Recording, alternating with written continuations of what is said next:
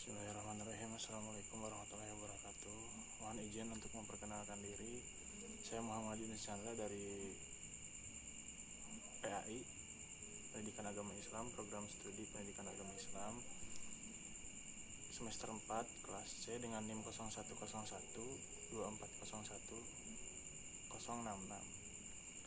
Nah, di sini saya membuat video ini untuk sedikit memaparkan materi yang memang sudah diajarkan dan juga ini menjadi tugas ujian tengah semester, yang dimana harus memaparkan materi gitu yang sudah diajarkan itu.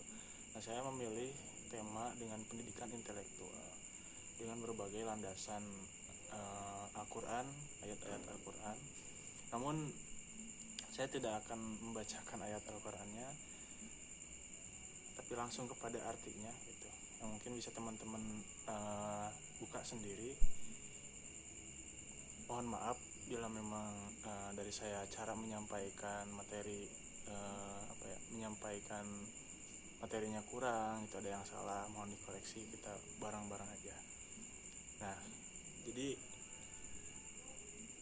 saya akan membedah konsep pendidikan intelektual dalam Al-Quran. Kalau kita dengar kata intelektual itu, seringkali pikiran kita langsung melayang ke tumpukan buku tebal seperti IPK yang cum laude gitu, atau diskusi rumit di ruang kuliah.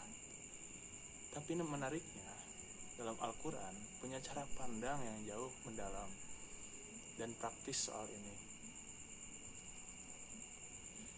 Nah, pendidikan intelektual sendiri dalam Islam bukan cuma soal menimbun informasi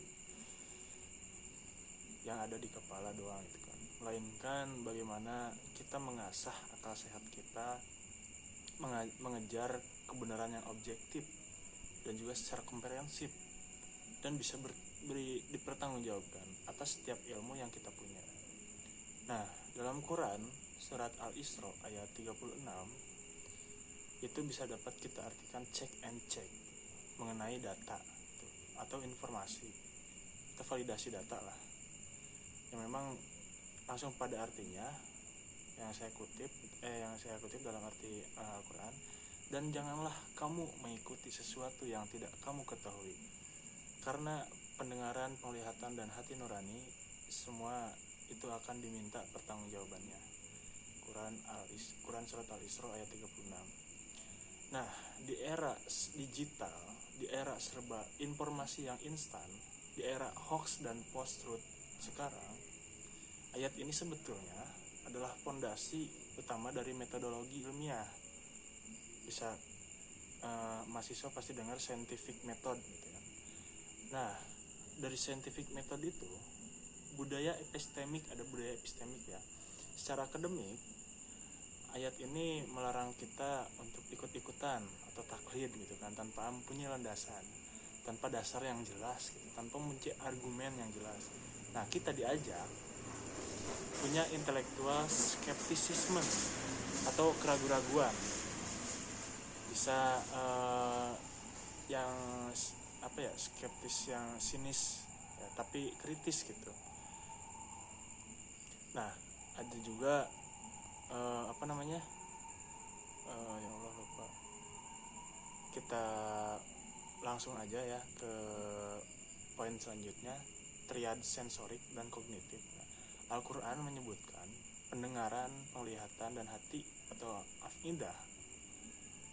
Dalam dunia riset, ini adalah proses pengumpulan data yang empiris via indera gitu kan, yang kemudian diolah melalui analisis yang mendalam seperti rasional, intuitif via hati lah. Nah, juga ada yang poin ketiga, akuntabilitas intelektual. Setiap kesimpulan yang kita ambil itu ada tanggung jawabnya. Jadi pendidikan intelektual itu ya, di sini mengajarkan kita untuk menjadi manusia yang berbasis data gitu. Bukan berbasis katanya, bukan berbasis ecek kayak lah gitu. Nah, dalam Quran surat Yunus juga ayat 35 sampai 36 itu seperti kebenaran dan versus asumsi gitu. Nah, yang saya kutip dari artinya, katakanlah apakah di antara sekutu-sekutumu ada yang dapat membimbing kepada kebenaran. Katakanlah Allah lah yang membimbing kepada kebenaran itu sendiri. Dan kebanyakan mereka hanya mengikuti dugaan seperti zan itu kan. Sesungguhnya dugaan itu tidak sedikit pun berguna untuk mencapai suatu kebenaran. Nah, di sini Al-Quran sedang menguji logika berpikir kita lewat kontras antara kebenaran hakiki al-haq gitu kan. Nah, dengan asumsi atau dugaan azan gitu kalau nggak salah tulisannya gitu. Nah, dalam poin kedua surat Yunus ini ada bahaya bias kognitif. Nah, sebetulnya ini menarik. Dalam psikologi kognitif atau filsafat ilmu, zan itu atau duga-dugaan ini mirip dengan kognitif bias atau sekedar opini yang subjektif, yang enggak punya basis epistemologi yang kuat gitu, tidak mempunyai landasan yang kuat gitulah simpelnya mah. Nah, sesuatu yang kita anggap benar karena mayoritas orang berpikir begitu, seperti ada dalam satu desa gitu, kucing itu mengeluarkan telur gitu kan, ecek baru katanya, terus satu desa itu mempercayai bahwasanya kucing itu bertelur gitu. Nah, itu seperti mayoritas orang berpikir tuh begitu gitu, belum tentu valid secara ilmiah gitu.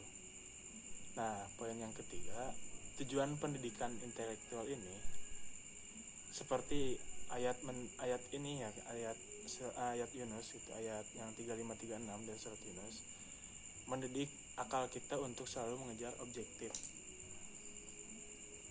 Menjadi intelektual berarti bukan berani menolak asumsi-asumsi yang tak berdasar gitu. Meskipun asumsi ini nyaman atau populer di kalangan masyarakat atau sebuah kelompok yang memang sudah dipercayai lah gitu. Nah, ada juga dalam Quran surat Yusuf ayat 22 gitu. Bisa diartikan matangnya akal dan juga integritas moral gitu dalam ayat ini gitu. Dan ayat di dalam surat Yusuf gitu. Artinya, dan ketika dia itu siapa, Yusuf, telah cukup umur, kami berikan kepadanya hikmah dan juga ilmu. Nah, demikianlah kami memberi balasan kepada orang-orang yang berbuat baik. Nah, itu artinya. Nah, dalam ayat Yusuf ini berbicara tentang Nabi Yusuf alaihissalam ketika beliau memasuki usia matang atau bisa disebut asyuddahu. Nah, di sini ada dua kata kunci ya. Yang pertama hikmah, yang dapatnya itu kebijaksanaan hikmah, dan juga ilmu. Ilmu apa? Ilmu pengetahuan gitu. Nah, poin pertama dari ayat ini dalam surat Yusuf, intelektualitas yang komprehensif. Dalam dunia pendidikan modern, kita sering memisahkan antara kecerdasan kognitif dan juga kecerdasan emosional. Kecerdasan kognitif itu seperti IQ. Kalau emosional itu seperti spiritual atau EQ atau SQ lah. Nah, ayat ini justru menyatukannya. Ilmu tanpa hikmah itu bisa berbahaya, bisa melahirkan orang pintar yang manipulatif, guys.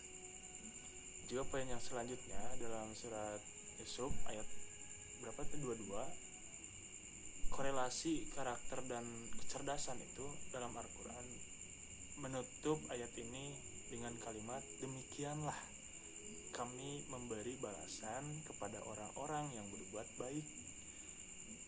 Orang-orang yang berbuat baik itu muhsinin ya. Nah, ini menarik banget gitu ya. Secara akademik artinya ketajaman intelektual, hikmah dan ilmu, maksudnya ketajaman intelektual itu ya, itu punya hubungan erat dengan kebersihan moral, ihsan. Nah, intelektual sejati bukan cuma yang otaknya encer gitu, tapi yang ilmunya membawa maslahat dan kebaikan buat lingkungan sekitarnya gitu. ya minimal buat diri sendiri lah gitu. Itu kurang lebih guys. Jadi kesimpulannya apa yang saya sampaikan gitu, kalau kita jahit ketiga pilar ayat tadi dari Al-Isra, Yunus, dari Yusuf.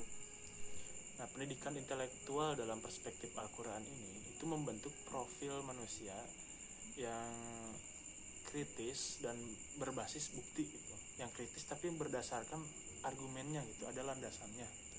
Nah, itu dalam surat Al-Isra ayat 36. Nggak gampang kemakan hoax, nggak langsung percaya gitu. Kita juga harus punya skeptisisme gitu. Skeptis itu keraguan-raguan ya. Nah, dan juga ada juga objektif secara rasional dalam surat Yunus 35-36 tadi. Menolak asumsi kosong demi mencari kebenaran gitu. Dan juga ada kebijaksanaan dan berintegritas dalam surat Yusuf ayat 22. Menggunakan ilmunya untuk berbuat kebaikan, bukan kerusakan gitu. Jadi esensi dari pendidikan intelektual ini sebenarnya adalah kemerdekaan akal secara bisa berfungsi secara optimal, maksimal itu optimal tuh, sesuai fitrahnya itu. Nah, kira-kira nih guys, dari ketiga poin tadi, bagaimana yang menurut kalian itu paling menantang kalau kita kontekstualisasikan ke dunia pendidikan atau kehidupan kita sehari-hari sekarang ini gitu. Bagaimana guys? Coba bisa kalian tulis di kolom komentar atau bisa langsung berdiskusi dengan saya secara real time. Mungkin itu saja yang dapat saya sampaikan dan tidak banyak. Itu mohon maaf sebelumnya atas penyampaian materi atau pengetahuan saya memang masih terbatas karena saya juga masih belajar dan perlu banyak belajar. Terima kasih yang sudah mendengarkan sampai akhir.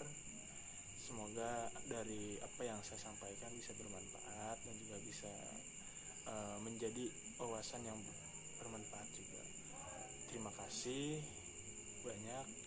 Wallahumma waffiq ila aqwamit thoriq. Wassalamualaikum warahmatullahi wabarakatuh.